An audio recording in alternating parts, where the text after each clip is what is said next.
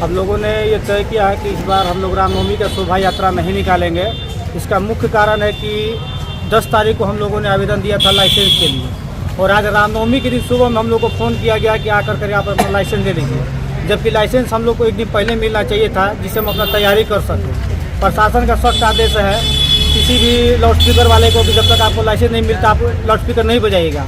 हम किसी गाड़ी वाले को बुक करने जाते हैं तो कह रहा है कि हमको लाइसेंस दीजिए, किसी ट्रैक्टर वाले के पास जा रहे तो कह रहा है लाइसेंस दीजिए, और आज हमको लाइसेंस मिलेगा तो हम तैयारी कब करेंगे। दूसरी बात है कि रामनवमी में हमारे यहाँ शस्त्र पूजन का भी कार्यक्रम होता है, उस शस्त्र पूजन को भी प्रशासन के द्वारा रोक लगाया जा रहा है कि किसी प्रकार का शस्त्र नहीं निकालना। एक थाना प्रभारी हमारे एक दरिया के मित्र आए हुए हैं, वहाँ के थाना प्रभारी कह रहे हैं कि जुलूस में कोई भी व्यक्ति शराब पिया हुआ अगर पकड़ा गया तो हम संचालक पर केस करेंगे। ये बताइए कहाँ का नियम है, जो शराब पिया उसको पकड़े, संचालक पर किस आधार पर केस कर रहे हैं।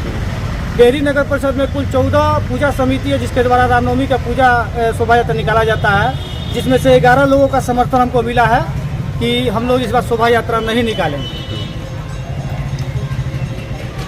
और जो आप लोग अभी काली पट्टी बांधे हैं उसके पीछे के क्या उद्देश्य है? जी, इसका हमारा मुख्य उद्देश्य है कि हम विरोध कर रहे हैं प्रशासन का जिस तरह का डिक्टेटरशिप कहिए, तानाशाही रवैया कहिए, जिस प्रकार से एकदम घूम घूम कर ये कर रहा है कि आपको ये नहीं करना वो करनी है। जितने नियम कानून वो लगा रहे हैं उतने नियम कानून में शोभा यात्रा निकालना संभव ही नहीं है, इसलिए हम लोगों ने काली पट्टी बांध करके इसका विरोध कर रहे हैं। क्या नाम हुआ आपका? जी, गोपी कुमार। डेजिग्नेशन क्या हुआ आपके? जिला मंत्री विश्व हिंदू परिषद। हम लोग ने मांग किया था कि हमें कुछ ऐसे यंत्र चाहिए जिनके माध्यम से हम लोगों को कंट्रोल कर सकें। चूँकि रोड पे लोग चलते हैं तो उनको कंट्रोल करना जरूरी होता है, लेकिन उसमें प्रशासन का कोई भी हम लोग को सहयोग नहीं मिल पाता है।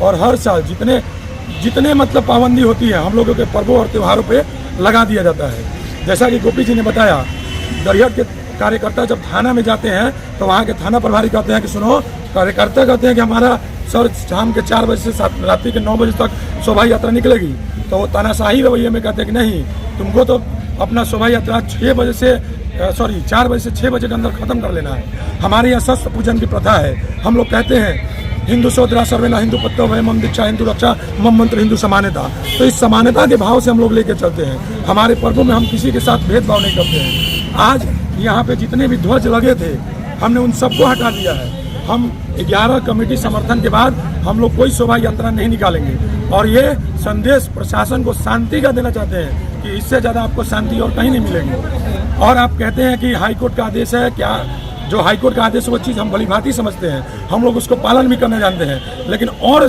बहुत सारे हाईकोर्ट के उद्देश्य है। अगर आप उसको ध्यान से पढ़िएगा और ध्यान से देखिए, मैं कहना नहीं चाहता क्योंकि पर्व का मौसम है, मैं कहना चाहता हूँ कि और भी हाईकोर्ट के बहुत सारे निर्देश दिए गए हैं, चाहे वो अतिक्रमण को लेकर हो चाहे और चीज़ों को लेकर हो, उन सभी पर आपका प्रतिबंध क्यों नहीं लगता है। तो मैं अपने हिंदू भाइयों की तरफ से, और जिस तरह से गोपी जी ने कहा, इनकी अगुवाई में आज 14 में से 11 समिति ने शोभा यात्रा निकालने से मना किया, और क्योंकि अगर उसमें उत्साह नहीं रहेगा तो उस शोभा यात्रा को निकालने का कोई उद्देश्य नहीं होता है।